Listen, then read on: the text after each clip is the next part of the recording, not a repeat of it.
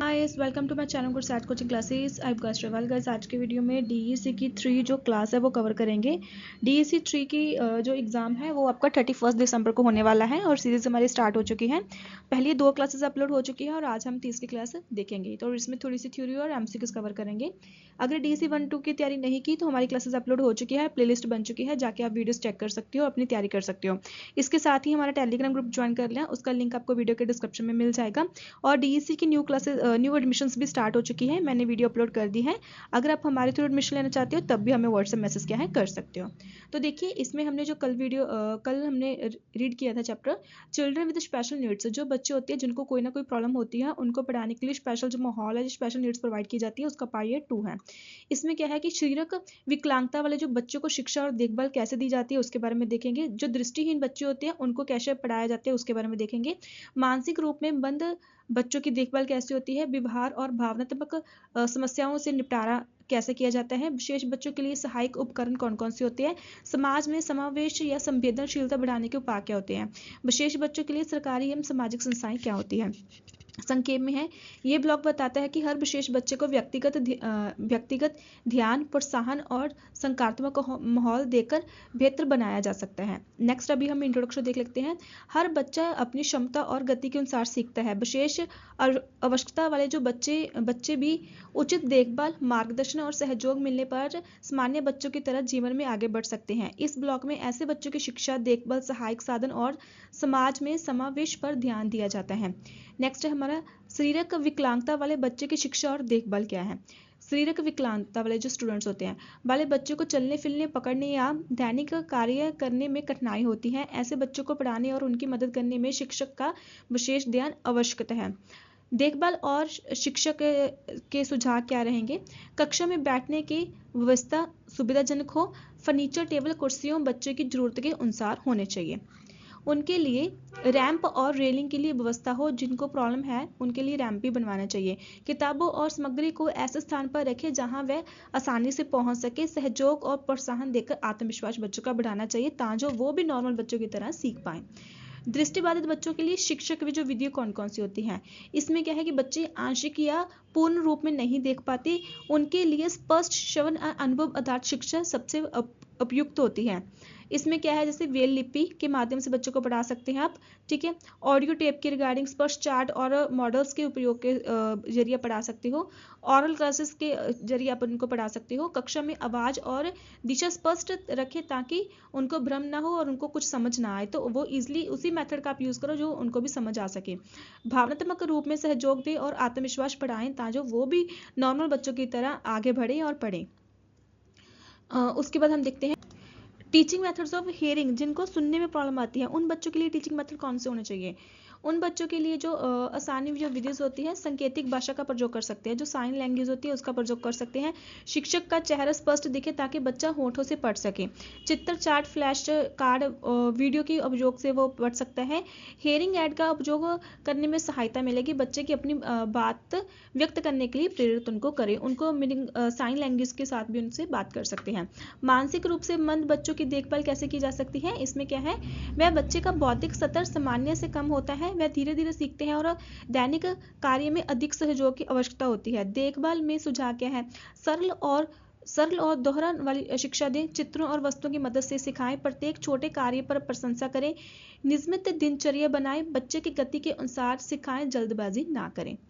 Next है हमारा व्यवहारिक एवं भावनात्मक समस्याओं से निपटारा कैसे हो सकता है। कुछ बच्चों में डर, गुस्सा, असहयोग या ध्यान की कमी से जैसे भावनात्मक कठिनाइयां होती हैं। शिक्षा और माता पिता के ऐसे बच्चों के प्रति धैर्य और समझ से काम लेना चाहिए। उपाय इसके क्या क्या हो सकते हैं। बच्चों की भावनाओं को समझे, डांटे नहीं, प्यार और स्नेह से संवाद करें, सकारात्मक व्यवहार पर प्रशंसा करें, खेल, चित्रकारी, कहानी से भावना व्यक्त करने का अवसर दें। आवश्यकता हो तो आप काउंसलिंग दे सकते हैं, जो कि हम उनको मार्गदर्शन दे सकते हैं। यहाँ पे ये वर्ड्स मुझे समझ नहीं आया तो काउंसलिंग आप यूज कर सकते हो। काउंसलर की मदद ले सकते हैं या फिर आप मीनिंग उनको एज एक काउंसलर भी हायर करके दे सकते हैं। काउंसलर क्या होता है, जो कि उनको उनकी लैंग्वेज के माध्यम से उनको अच्छी बेहतर तरीके से समझा सकता है। सहायक उपकरण क्या है, जैसे मीनिंग एड्स एंड अपने को स्पेशल चिल्ड्रंस के लिए क्या क्या हो सकता है। विशेष बच्चों के लिए कुछ सहायक साधन बनाए गए हैं जो उन्हें जो उनकी दैनिक कार्य है उनकी शिक्षा में मदद करते हैं। प्रकार क्या क्या है, जैसे कि शारीरिक विकलांग लिए, ठीक है, व्हील चेयर बनाई गई है, या फिर मीनिंग उसके रिगार्डिंग ही जो भी व्हील चेयर के हेल्प करता है, टायर सर्किल बोल सकते हो आप उनको, ठीक है। उसके बाद है जो कि दृष्टिहीन होते हैं, जिनको दिखाई नहीं देता, उनके लिए बेल किताबी है, स्पर्श चार्ट होते हैं, टेप रिकॉर्डर होते हैं।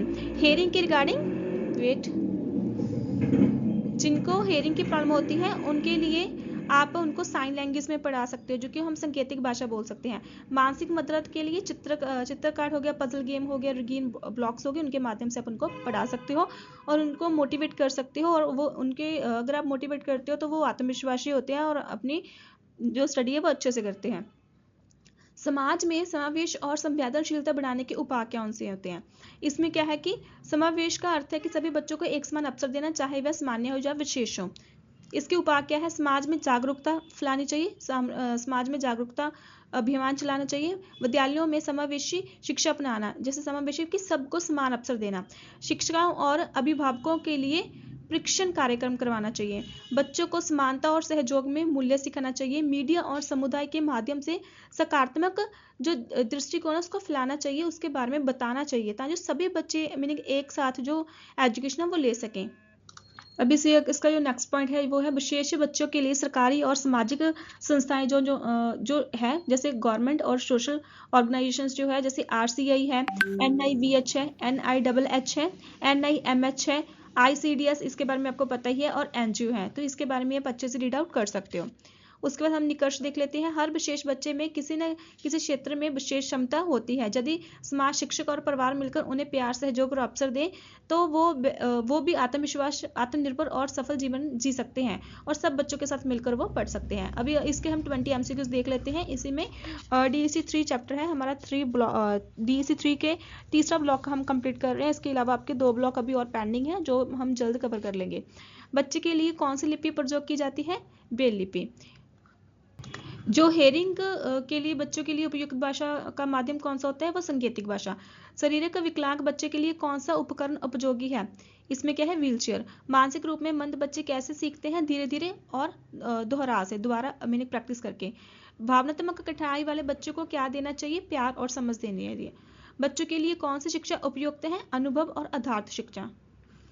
हेयरिंग एड किसके लिए उपयोगी है? इसमें क्या है? जो कि हेयरिंग के बच्चों को सुनने में जिसको प्रॉब्लम आती है।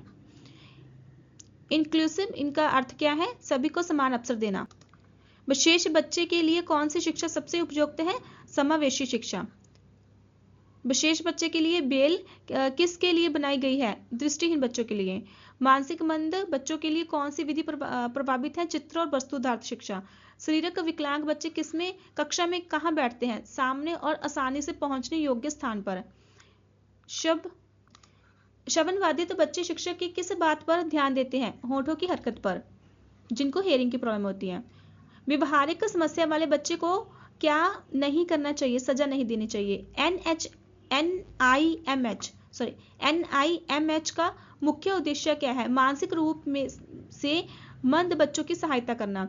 RCI का पूरा नाम क्या है? इसका फुल फॉर्म है rehabilitation council of India. Next है हमारा जिनको प्रॉब्लम होती है, दृष्टिहीन जो बच्चे होते हैं उनको क्या नहीं देना चाहिए? प्रकाशहीन वातावरण। विशेष बच्चों में आत्मविश्वास कैसे बढ़ाया जा सकता है? प्रोत्साहन और सफलता की प्रशंसा करके। इंक्लूसिव से क्या लाभ होता है? भेदभाव घटता है और सभी बच्चों को समान बढ़ने का अवसर मिलता है। विशेष बच्चे के लिए समाज का क्या कर्तव्य है? अवसर और सम्मान देना, सभी बच्चों को समान बैठकर स्टडी करवाना। इस वीडियो में DEC 3 का 3rd ब्लॉक कंप्लीट हो चुका है। प्लीज़ आप ऐसे ही चैनल के साथ बने रहना, चैनल को सब्सक्राइब करना और वीडियो को लाइक करना, वीडियो को शेयर करना। Thank you.